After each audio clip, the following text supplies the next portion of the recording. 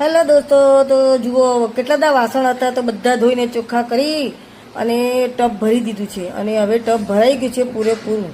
હવે જોઈએ છે બધા વાસણ મશીનમાં આવે છે કે નહીં. તો બધા ધોવાઈ ગયા છે અને આ ઢોકળા મૂક્યા હતા તો એની થાળી બરોબર સાફ કરવી પડશે. જો બધા ધોવાઈ ગયા છે અને હવે હું લઈને બેસી ગઈ છું નીચે. હવે બધી મોટી મોટી ડીશને બધું પહેલાં ગોઠવી દઈશ અને થાળીને બધું નીચે આવી જશે અને નાના નાના વાસણ છે બધા ઉપર આવી જશે. અને હવે બધા જ ગોઠવાઈ ગયા છે, બરાબર છે આ ખાનામાં.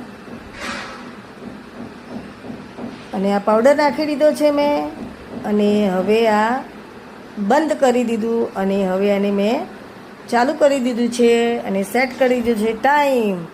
અને હવે મારા બેનબા ઉઠી ગયા છે તો થોડા વાલ કરી લીધું અને પછી એક બાજુ કઠોળ પલાળ્યું તો એ બફાઈ ગયું છે અને મારા બેનબા માટે ચા બનાવી દીધી.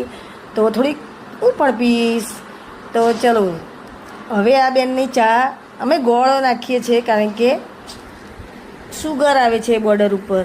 તો હવે આ બેનબાની ચા છે ને મસાલો નાખ્યો છે, બહુ મસ્ત બને છે. આ મસાલો ઘરે હું બનાવું છું.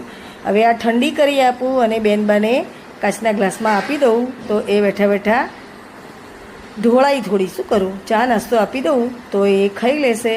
અને આ થોડું સાફ કરી દઉં. મારે આ પેપર નેપકિન રાખવા જ પડે અહીંયા કારણ કે ગમે તે ઢોળાય એટલે સાફ કરીને નાખી દેવાનું. તો જુઓ છે ને અહીંયા જ રાખું છું. તો હવે સાફ કરી દીધું છે. હવે બેન બાજુઓ પાછા હાઈ કરે છે. જુઓ હવે આમાં ક્યાં